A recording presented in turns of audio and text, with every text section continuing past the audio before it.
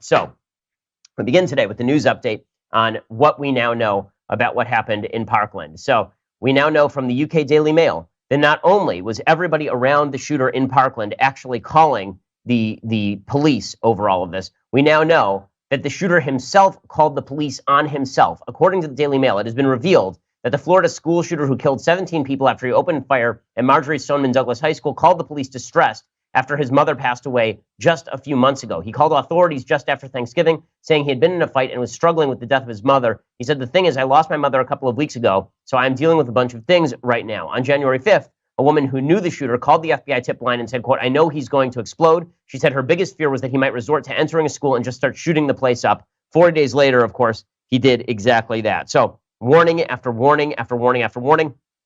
Scott Israel is the sheriff of Broward County who's made a complete fool of himself. He came out earlier late last week, and he suggested that there weren't quite as many calls to the house as he had once been accused of. Apparently, there were people saying there were 39 different calls to the house by the police because of all the warnings about the shooter. He said, no, it was only 23. Only one problem, according to BuzzFeed, that is not true. They say Broward County Sheriff's officials said in a statement late Saturday they responded only to 23 calls involving suspected Florida shooter or his family over the years, but records obtained by BuzzFeed News show at least 45 responses since 2008. The number of calls made over the years involving the shooter or his family, according to the call records, are nearly twice the number publicly disclosed by the department. On Saturday night, they had released a statement pushing back on reports they'd been called to more than 23 incidents released by the department. They also put out a statement suggesting that it was not true, as we reported on Friday, or CNN reported on Friday, that there were 4 different deputies standing outside the shooting with their guns drawn, refusing to go in. But then they admitted that they actually did not know whether that was the case or not. So just absolute malfeasance, ridiculous malfeasance. The idea that anybody's going to give up their gun because the authorities are going to take care of them when the authorities clearly are not taking care of them. Yeah, good luck with that. Good luck with that. Not a lot of Second Amendment advocates going to sit around waiting for you to show up when you prove that you can't even show up to a school shooting when you have an armed school officer there. So just to show how ridiculous this is, Scott Israel finally appears with Jake Tapper on Sunday morning. Now, I was very critical of Jake and his role in what I thought was just an absolute debacle last week on CNN. They had a 2-hour CNN town hall with Dana Lash from the NRA and Senator Marco Rubio and Senator Bill Nelson, the Democrat, who was a hero to the crowd for suggesting that they ought to ban all semi-automatic weapons. And I thought Jake did not do a good job of handling that situation. I thought the thing was a setup from the beginning. I thought it was an emotional manipulation move. I thought it had nothing to do with disseminating important information to the public. It was just a way for people to vent their spleen and ire at Dana and at Rubio, 2 people who had nothing to do with the shooting, while completely ignoring Scott Israel. Scott Israel, the Broward County Sheriff, was there too. And as you recall, he ripped into Dana Lash. He ripped into Rubio. He suggested that these were the people at fault, not him. He had done a wonderful job. Well, then it came out literally within 48 hours that there was a deputy on the grounds who did nothing, that the police department had gotten warning after warning after warning after warning nearly 40 times or more than 40 times, according to BuzzFeed, and did nothing. And he went on stage with Dana Lash and he ripped her up and down, knowing that the culpability was, for the most part, his. So on Sunday, he comes back and he does his sit down with Jake Tapper. And Jake, this time, does a really good job. Jake grills him, and Jake makes him look pretty bad. This exchange is just astonishing. Scott Israel, the sheriff of Broward County, explaining that actually, in reality, his leadership was just amazing. His leadership was actually incredible. Jake, I could only take responsibility for what I knew about. I exercised my due diligence. I've given amazing leadership to this agency. Amazing leadership? I've worked. Yes, Jake.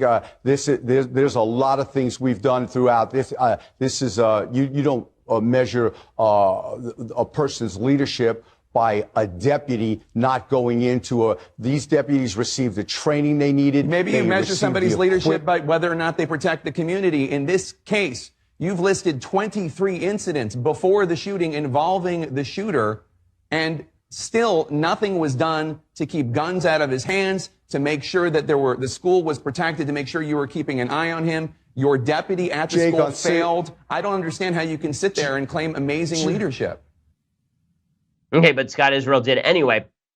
Good for Tapper for calling him on it. Too bad that they didn't have this information before that town hall when Israel was allowed to rant and rave around the stage like a maniac, blaming everybody but himself. Tapper went further than this. He said, "Are you really not taking any responsibility here?" He grilled Israel for suggesting that everything was hunky-dory. Here is Tapper going off on Scott Israel again. Deputies make mistakes. Police officers make mistakes. We all make mistakes. But it's not the responsibility of the general or the president if you have a deserter. You look into this. We're looking into this aggressively, and we'll take care of it, and justice will be served.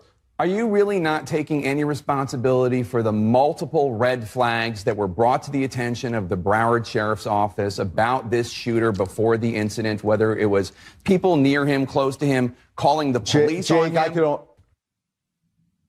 I mean, really, what the hell is he talking about when Israel says that this is like the president being responsible for a deserter? No, this is not like the president being responsible for a deserter. There you have an entire chain of command, and the deserter is punished in some cases with jail time and in rare cases with actual death penalty. In this case, not only was there one deputy there may have been 4 deputies there who did nothing. And again, there were dozens and dozens and dozens of warnings. If there were dozens of warnings that there was an attack about to happen, a specific warning, not just a general warning, specific warnings that there was an attack about to happen on 9/11, and the president of the United States ignored warning after warning after warning after warning that was brought to him, and all of his people did that, and then an attack took place and 3,000 Americans died, do you think that impeachment might be on the table? The answer is yes. People were talking about how Bush was neglectful of 9/11 based on one vague warning that airplanes might be used for a terror attack at some point in the future. One warning that I'm not even sure Bush saw at any point. He was ripped up and down for that. Israel's department was told dozens and dozens of times, 45 separate times, that the shooter himself called the police department and basically said, "Stop me." And the police department didn't do anything. And there's Israel claiming that there was nothing there. What's even worse is that Israel goes ahead and he says that he's heard reports before the town hall took place that his deputy did not charge into the fray. Okay, here's Israel admitting that he went on national television and by omission lied to the American public repeatedly during that special and tried to misdirect attention away from himself. This guy is just a despicable human being. Here he is. Did you know it then? Did you know it Wednesday night? It was spoken about during that earlier during that day. I'm not on a timeline for TV or any news show. We need to get it right. We need to get it accurate. We're talking about people's lives. We're talking about a community. So he'd heard before, but he's trying to now talk about we're about people's lives and about the community. How about this? How about you go in front of the community and you go on bended knee and you ask their forgiveness for all of the crappy job that you did here? It is just an amazing thing that he says. And it gets even worse. It gets even worse because in just a second, I'm going to play you what Israel said when he was asked about what the department could have done differently, because it truly is an amazing thing. First, okay, so Israel is asked about when he knew that the deputies had not entered. He's asked again by Tapper, and again he misdirects the question. When did you find out that Deputy Peterson had not gone into the building? How soon after the shooting did you know that? Not for days. How many days? Investigators looked. I'm not sure. He just didn't know. It was just a mystery to him. He can't remember. That answer means that he knew before the town hall. Here's the one that was really making the rounds. This particular response from Scott Israel. If this guy has a job by the end of the week, that is a blight on the state of government in Florida. He can be fired by Rick Scott. Rick Scott, the Florida governor, who's a Republican, who's come in for a lot of criticism from Israel, has said that he wants a full investigation before he fires Israel. That's probably not the worst move in the world, considering that he doesn't want the partisan blowback. He wants to be able to show, case in point, exactly how Israel screwed this thing up so that Israel can't claim it's a partisan hit. But if Israel had any sort of moral fortitude at all, he would step down. Obviously, he does not. And this quote shows that he does not. Look at this. This is just astonishing. So Israel is asked what he could have done differently, and his answer is it's mind-boggling. It's mind-boggling. Do you think that if the Broward Sheriff's Office had done things differently, this shooting might not have happened? Listen, if ifs and buts were candy and nuts, O.J. Simpson would still be in the record books. I don't know what that means. There's 17 dead people, and there's a whole long list of things your department could have done differently. How could listen, that's what after action reports are. That's for lessons learned reports are for. If ifs and nuts were candies and butts, what is he even talking about? What? And Tapper says there are 17 people dead. I don't even know what you're talking about here. What are you even saying? And the answer is he doesn't know what he's saying because this is complete nonsense. He's just saying random crap because this is what he's doing to avoid responsibility. So finally, he's asked if he's going to resign. And of course, he answers no, he's not going to resign. The people responsible are the ones who took the calls and didn't follow up on them, as it was with the FBI, as it was with any person. Leaders are responsible for the agency, but leaders are not responsible for a person. I gave him a gun. I gave him a badge. I gave him the training. If he didn't have the heart to go in, that's not my responsibility. So I gave him the gun, I gave him the training, I gave him the badge, but it's not my fault if he didn't go in. How about it's your fault if you were told nearly 50 times what the shooter was doing? Again, all of this is an attempt to misdirect. Now, we will make America great again.